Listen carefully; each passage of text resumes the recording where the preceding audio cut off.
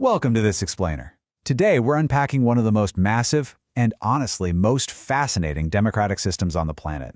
Whether you're tuning in from a tiny town or a sprawling metropolis, figuring out how to scale governance is absolutely crucial. And let me tell you, nowhere does it scale quite like this. So let's just dive right into the central question here. How do you actually govern over 1 billion people, especially when the vast majority of them are scattered across countless rural villages? It's literally an administrative puzzle of epic proportions. To solve it, India relies on a really unique, deeply ingrained system of local self-government.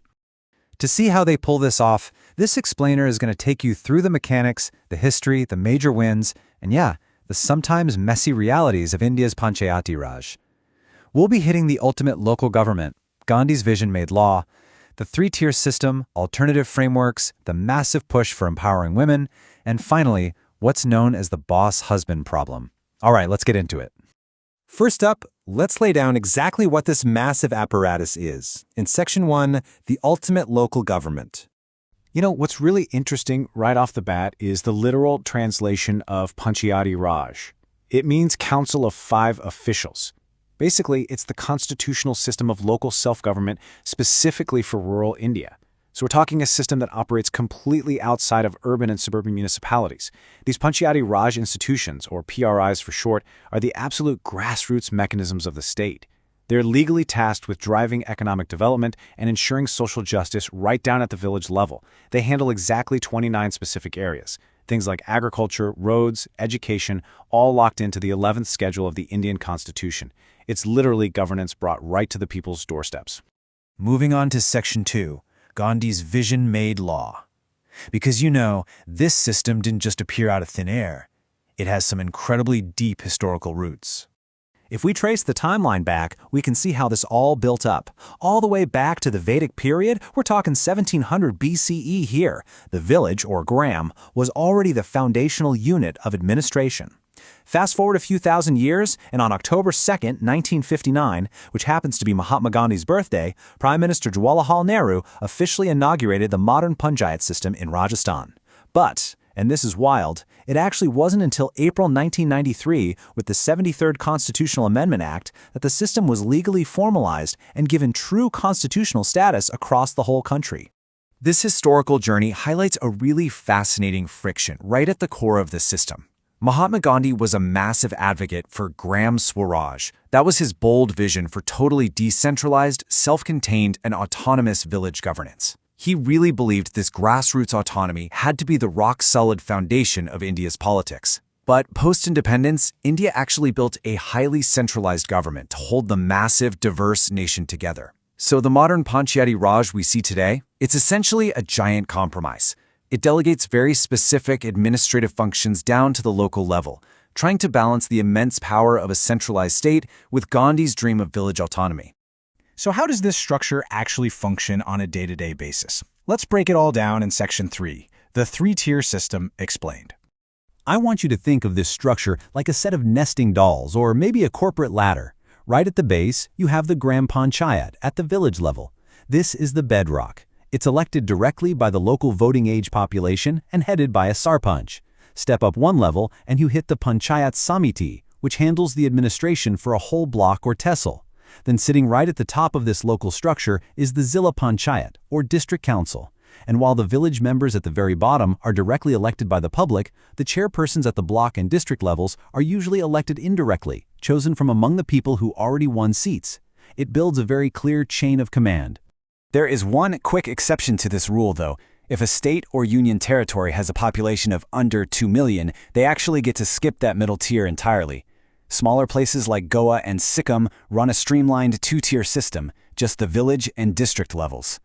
It's a smart way to keep bureaucracy from getting bogged down where the population is much smaller. But of course, one size definitely does not fit all in a country as culturally diverse as India. Which brings us to Section 4. Exemptions and alternative systems. In specific areas that are protected under the 6th schedule of the Constitution, the standard Panchayati Raj is completely exempted. For example, in Meghalaya, local governance is run by autonomous district councils for the Khasi, Garo, and Jaintia communities, and they use traditional clan headmen.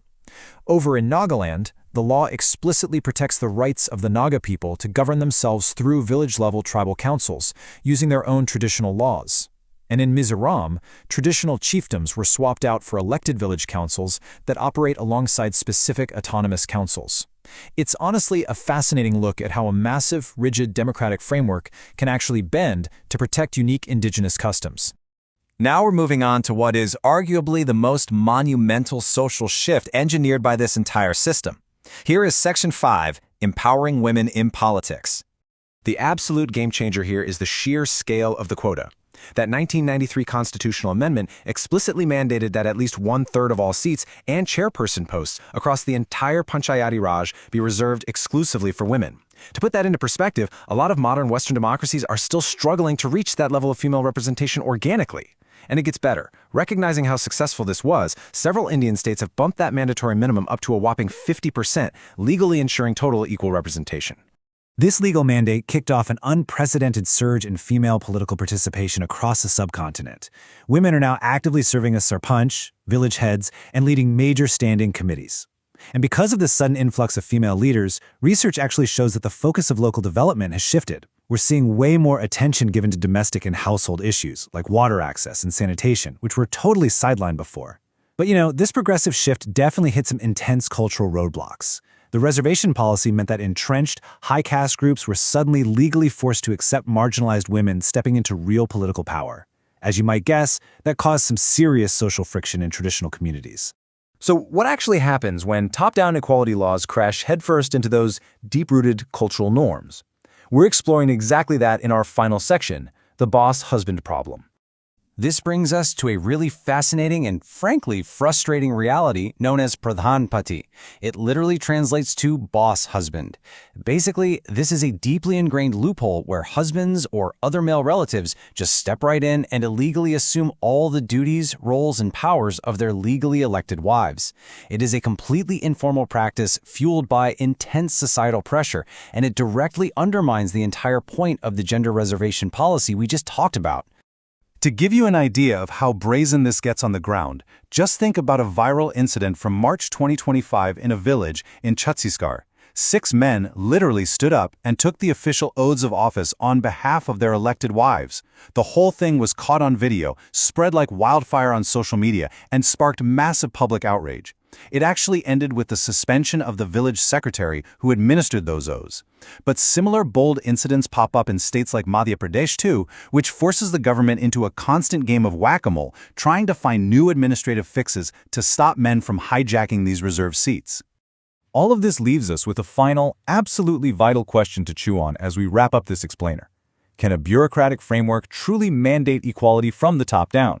Or will democratic laws always have to battle the messy, stubborn realities of human culture on the ground? The Panchayati Raj is an absolute masterclass in scaling local governance for 1 billion people. But as we've seen today, building a flawless democracy, that is a constant evolving work in progress. Thank you so much for joining me to unpack the massive, complex world of rural India's local government. See you next time.